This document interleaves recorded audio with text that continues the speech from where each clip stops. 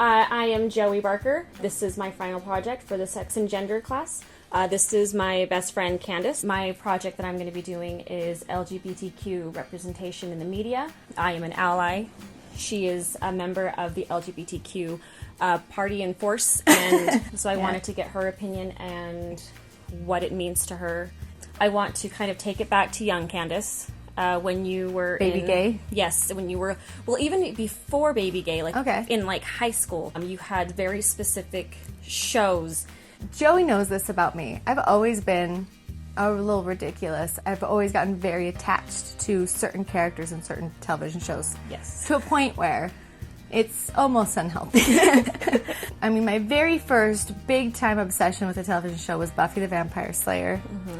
She had a Buffy jacket. Yeah. Let's be clear. And I most definitely did not recognize that there was a legitimate crush there that I just didn't quite understand. Okay. And then on that show, they had a character, Willow, come out.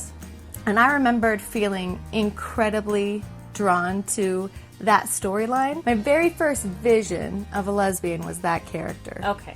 Now, a couple years, when you saw representation, what did it look like? It was nearly non-existent. I remember I was coming out a little bit after Ellen came out. Ellen was the very first person that I recognized as gay in the media, and I did not identify with her. In fact, if anything, it made me draw further from it. So I started working, because I love TV and movie, I started working at Hollywood Video. They had a TV show called The L Word that was all along the new release wall. But anytime I walked past The L Word, I was very tempted to watch it. I was just curious, and the women on the covers looked a lot more like what I would want to be like. You watched The L Word. I was too afraid. I kind of really came to the realization I was gay, and then I watched The L Word. Was this your first thing that you really watched when it came to the LGBTQ? And recognizing that I am gay, like these women. And these were finally women that I related to, and I could see myself as them. Because they were feminine, and I hadn't seen someone look like me. Someone with long hair, someone that was also attracted to girls with long hair. And I watched all of it, and then gained this completely new understanding of what it could be like to be gay. The L Word for me was very positive, very positive. But it's the only piece of media to this day that I've seen that I feel has been positive for me as a gay woman. Once I recognized I was gay and I liked the L Word, and then I started to want to explore, but I didn't know gay people in real life, so I really started to explore through media and through wanting to then watch every single lesbian show out there. Okay.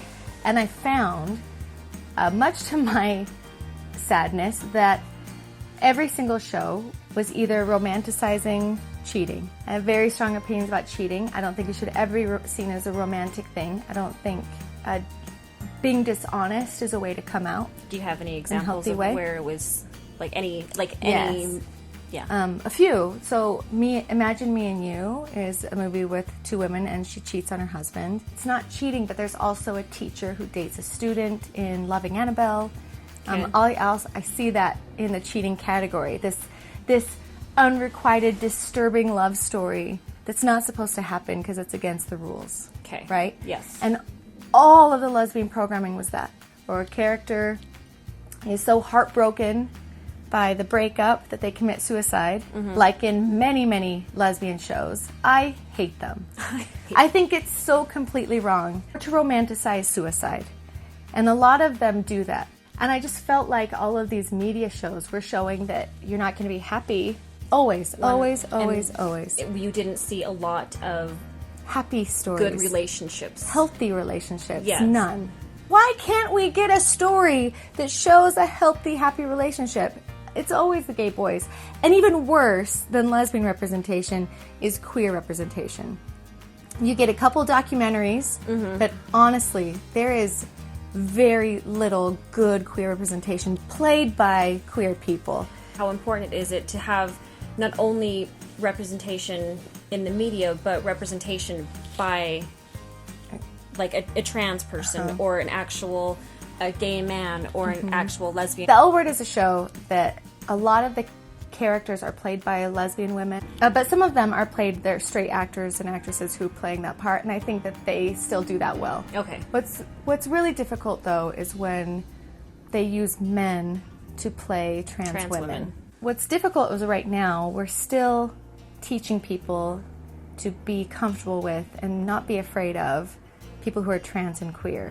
And so when you have a man in a dress trying to pose as a trans woman for a movie, it is not visually or emotionally as connected to an actual person.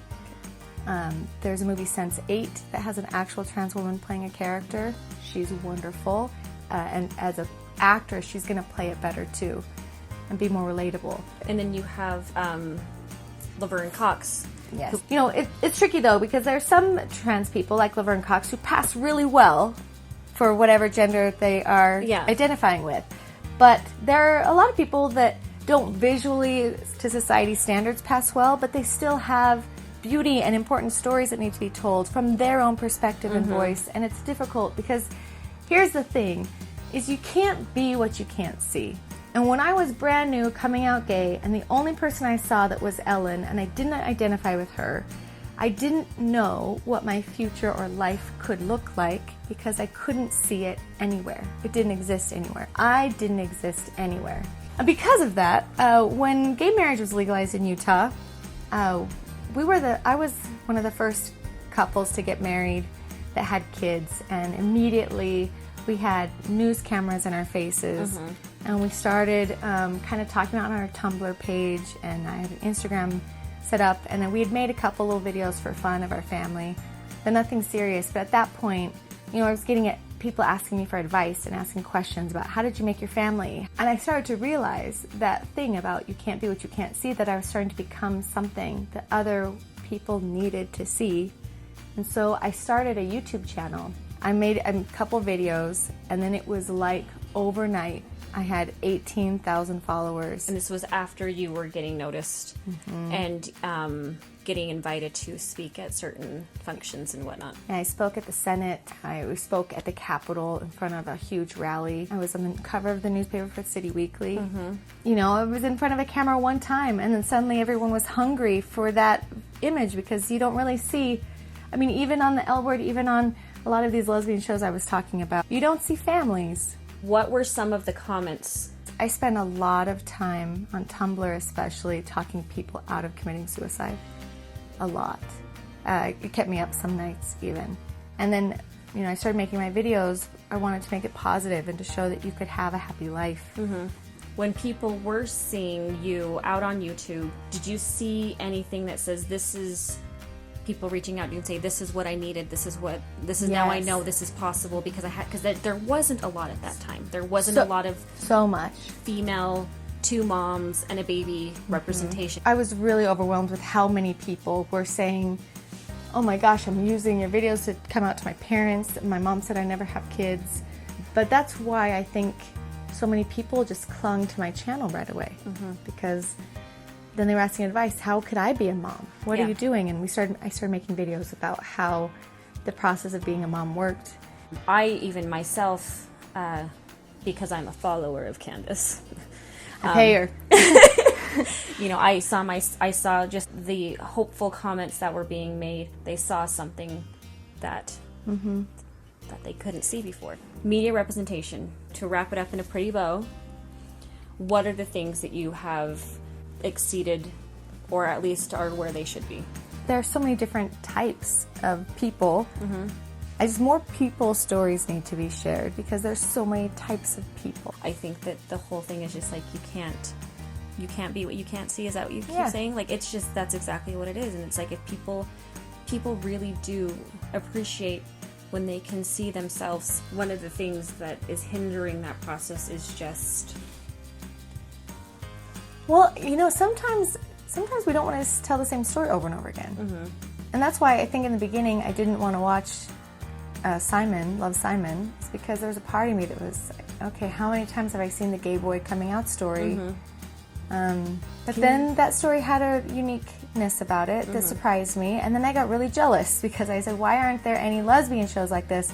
here's the thing is I'm not interested in coming out stories anymore, but I think that part of that is because I've come out, years ago, and that part of the story is over. And now, I'm really interested, I think that's why I like The Favor so much, in breakup stories. I'm really interested in family stories, and having children's stories, and the rest of life. The real life stories are stories that keep going. And you need to see... coming out is not the end. And you need to see the rest of it. There's a lot more story. I think that this is why I wanted to talk with you. But I agree when you say that we do need more. Thanks. This is my TED Talk. Hey, thanks for watching. Thanks for say. Oh, you want to do it like Valley Girl? Hey, thanks for watching. Hey, thanks for watching. That's perfect.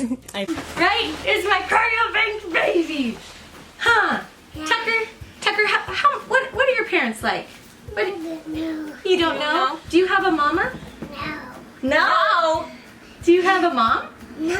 No. Do you have a sister? No. No.